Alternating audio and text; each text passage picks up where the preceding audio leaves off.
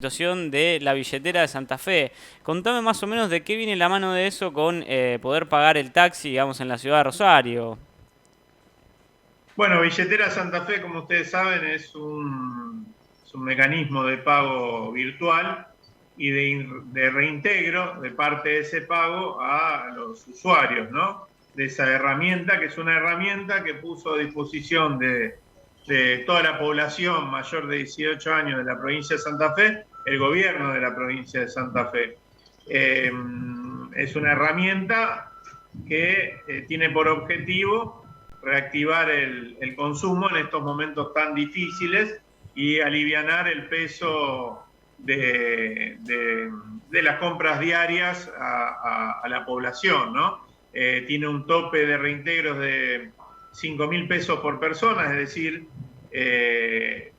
de alguna manera lo que puede recuperar el usuario de esa herramienta financiera Sí. es 5.000 pesos por mes. En una familia con dos mayores de edad estamos hablando de 10.000 pesos por mes, ¿no? Seguramente un aporte interesante.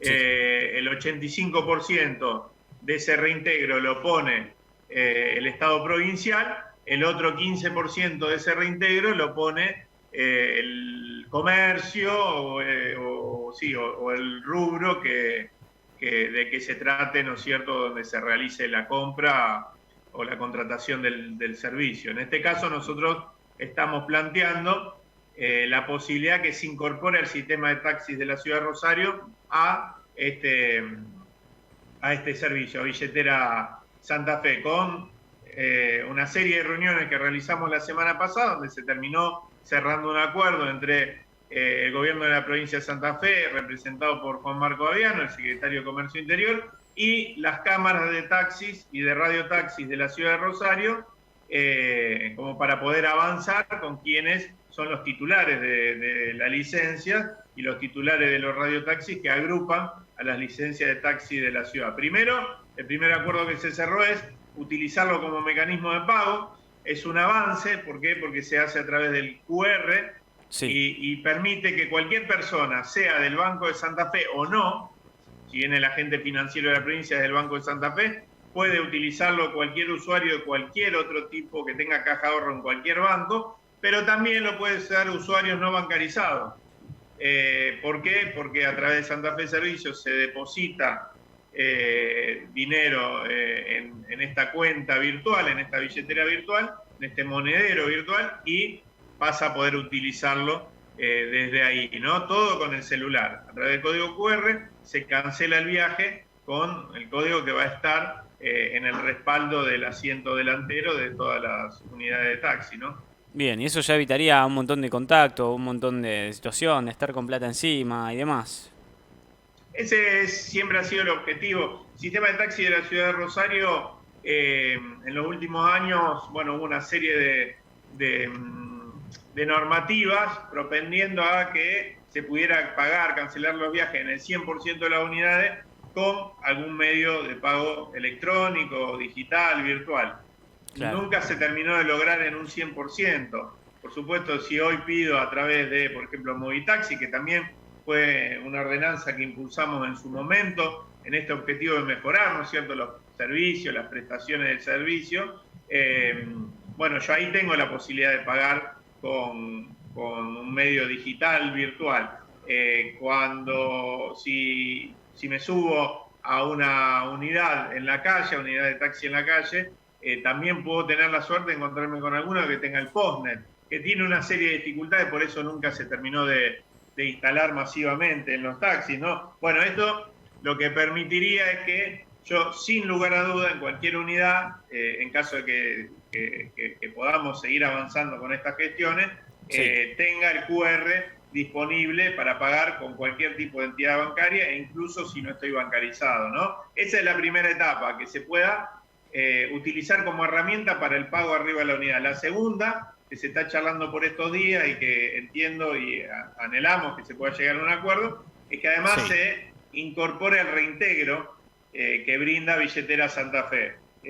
Hoy el reintegro, según el rubro, varía entre el 15, el 20, el 30%, inclusive. En este caso, bueno, se viene charlando con la posibilidad de que se pueda lograr un reintegro del 20%, que no es menor, ¿no? No En es un poco, no es poco. viaje de 500 pesos en taxi, Te reintegran 100. realizado diariamente por una persona, bueno, realizando 4 viajes, el quinto viaje termina saliendo gratis, ¿no? Claro, tal cual, tal cual, tal cual, tal cual.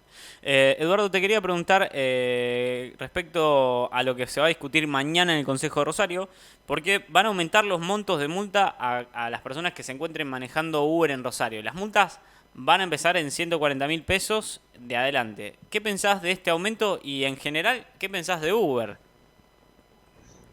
Sí, una corrección. El aumento no es de multas por el uso de Uber. El aumento es a las multas. En realidad se aumenta el máximo de las multas Sí, al transporte ilegal de pasajeros. Se sí, pasa de 40.000, hoy es el máximo, arrancan de 15.000 hasta 40.000. Se aumenta el máximo sí, a aproximadamente 150.000. sí, Y además se agrega que si ese transporte ilegal de pasajeros se realiza a través de plataformas, de tecnología, de empresas ilegales también, no habilitadas, hay como una especie de sobremulta. ¿Por qué esto? Y ahí entra lo de Uber como otras multinacionales similares. Básicamente porque de la actuación de Uber, no solo aquí, sino en otros lugares del país y del mundo, se infiere que hay un intento o que esta empresa y otras similares tienen por objetivo destruir la regulación local y destruir el carácter de servicio público del transporte del pasajero. En la ciudad de Rosario, como en el resto del país, se considera que el transporte de pasajeros es un servicio público porque viene a intentar satisfacer un interés general, ¿no? Que es el de moverse, en este caso, por la ciudad. Uber lo que intenta introducir es el concepto de transporte privado de pasajeros, es decir, trasladar personas en autos particulares, sin ningún tipo de control, sin ningún tipo de monitoreo, sin ningún tipo de mirada estatal que de alguna manera imponga determinadas reglas, ¿no? En ese sentido, nosotros rechazamos esta pretensión. Hoy, si Uber quisiera venir a la ciudad de Rosario y cumpliendo la normativa vigente en materia de transporte de pasajeros, ya sea de taxi o de remises, podría hacerlo tranquilamente, pero no le interesa, porque fundamentalmente lo que pretende hacer es trasladar personas en autos particulares, ¿no?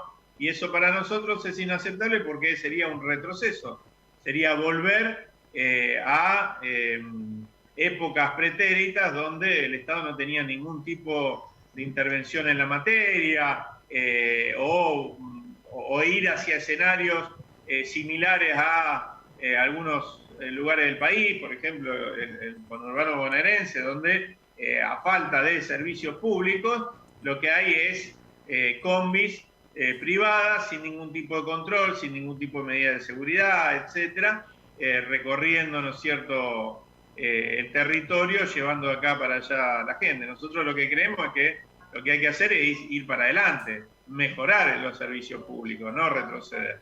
tal cual, tal cual, tal cual.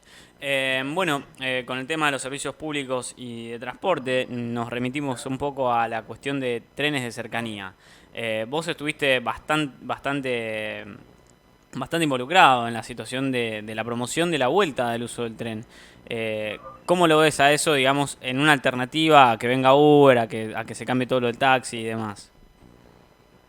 Mira, no es casualidad que Uber y que estas multinacionales intenten desembarcar en ciudades como Rosario. Primero porque es Rosario y su zona metropolitana son un mercado de aproximadamente 2 millones de personas, un mercado muy tentador, ¿no? Sí, En segundo lugar, porque estamos en una situación de crisis del transporte público.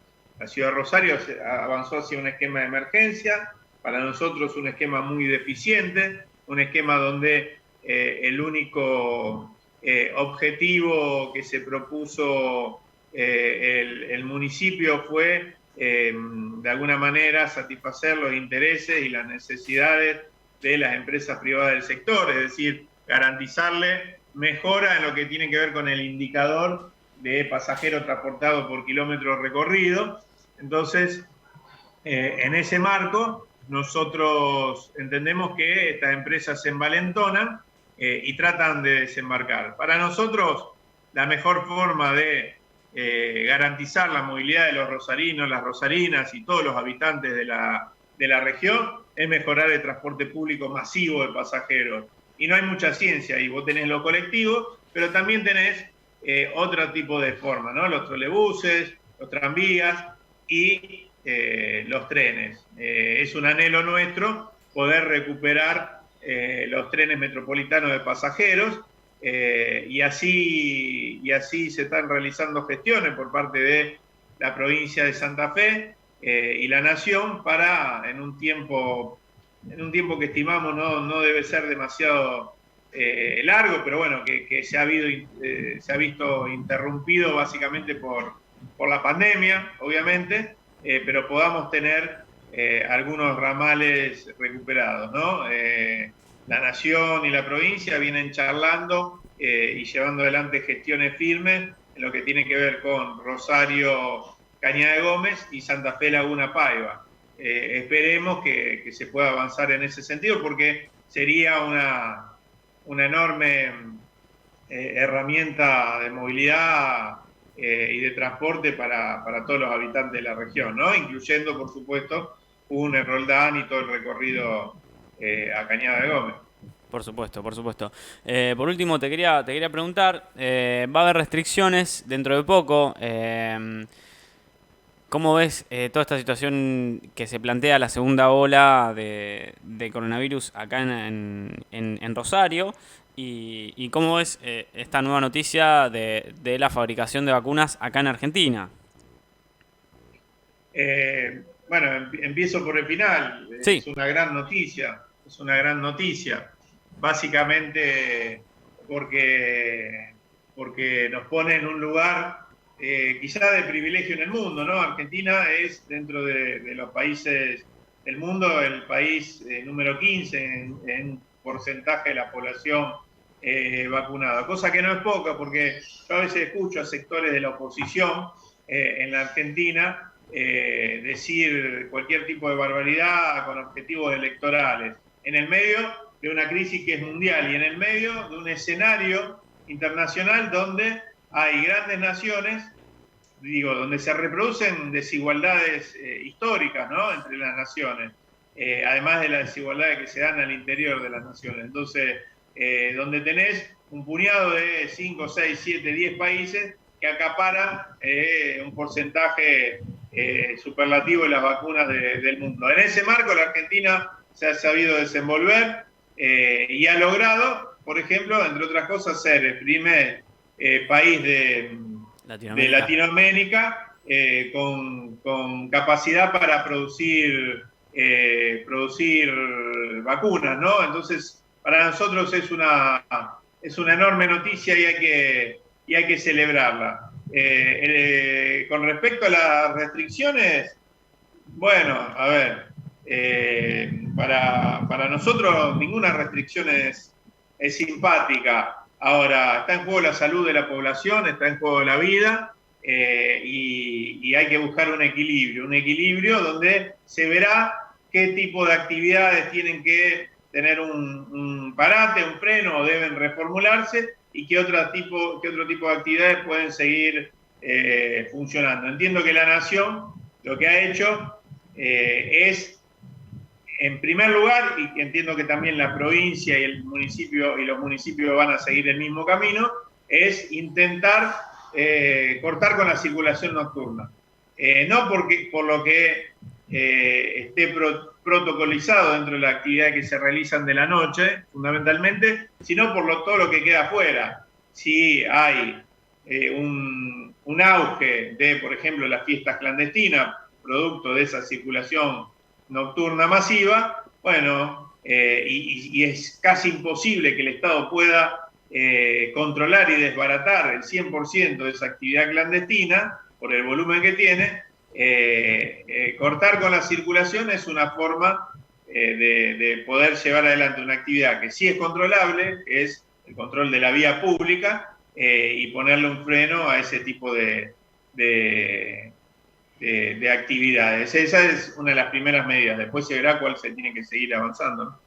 Bien, bien, bien, bien, bien. Bueno, y con el tema de la fabricación de las vacunas, para vos es una buena noticia. Cuando hablamos de priorizar economía o salud, digo, ¿no van un poco de la mano estas dos cosas? ¿La economía y la salud no están como un poco de la mano? Indudablemente, si esto se desmadra, no va a haber actividad económica que aguante.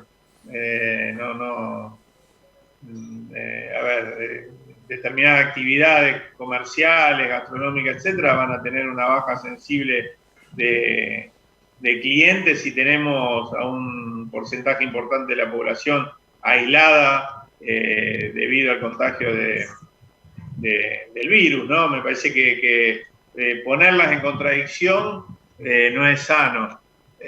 Nosotros entendemos que hay una cuestión fundamental que es el cuidado de la salud. También entendemos que determinado nivel de actividad económica hace que determinadas actividades, sectores de la población que viven con la cotidiana, con la de todos los días, no viven, no tienen un sueldo porque no están bajo relación de dependencia, y Sí. el IFE es un poco demostrativo de eso. Cuando se abrió el IFE se anotaron o fueron beneficiarias a más de 9 millones de personas en la Argentina. Estamos hablando que hay un porcentaje no menor al 40% de la población que depende de lo que consigue todos los días, ¿no es cierto?, a través de su trabajo, que no tiene no está en relación de dependencia, no tiene un salario fijo a fin de mes, una caja de ahorro donde depositen ese salario. Eso requiere determinado nivel de actividad económica para que esa economía esté viva. Bueno, hay un intento por cuidar eso y porque en todo caso las restricciones se detengan o estén enfocadas actividades que de alguna manera pueden funcionar en otro horario, etcétera. Por ahora, ¿no? Las restricciones van por ahí. Me parece que es una búsqueda de un equilibrio, básicamente. Bien, bien. Por último, la última que tengo es, ¿qué pensás de la oposición, digamos, en cuanto a las opiniones? ¿Vos estás amparando las opiniones o te amparás más en la ciencia a la hora de ver ese tipo de excusaciones, de acusaciones que hacen hacia el gobierno oficialista? Yo creo que hay que tener en cuenta el parecer de la ciencia, digo, pues acá es muy fácil hablar, pero digo, después hay hechos objetivos que tienen que ver con evoluciones del virus. Por supuesto, la ciencia no, digo, también puede equivocarse. Ahora, esto es a prueba de error y seguramente hay quienes tienen muchísima más autoridad que quien les habla o que cualquier dirigente político o cualquier vecino o vecina que opina al respecto, o que un periodista mismo, ¿no? Y que tienen las herramientas para decir, bueno, esta va a ser la evolución y estas son las medidas que hay que tomar. Por supuesto que eso tiene una mediación, que es la del Estado, la de los comunicadores sociales, la de los dirigentes políticos, la de todos aquellos que tienen algún nivel de liderazgo en la sociedad, y lo que nosotros en todo caso aspiramos es que quienes tienen eso, quienes de alguna manera sostienen esos liderazgos, quienes de alguna manera son palabra autorizada para una parte de la población, no a partir de su conocimiento científico, sino de haber construido esa referencia, podamos trabajar todos juntos para llevar esto a buen puerto. Quien intenta con el único objetivo de sacar un provecho circunstancial, electoral, tirar bombas en el medio de este escenario es un irresponsable, ¿no? Bien, bien, bien. Creo que con eso estamos bastante bien. ¿Te queda alguna cosita más para agregar? ¿Algo más por decir en el tintero? No, no, está bien, está bien. Agradecerle este ratito. Bueno, bueno, yo creo que con esto estamos más que claro. Te dejamos la línea abierta. Ya sabes que podés contar con nosotros para cualquier situación o cualquier proyecto. O, no sé, a la hora de comunicar algo, darle difusión, podés contar con nuestras vías directas. Te agradezco muchísimo la entrevista, Eduardo. No, gracias a ustedes. Un abrazo muy grande.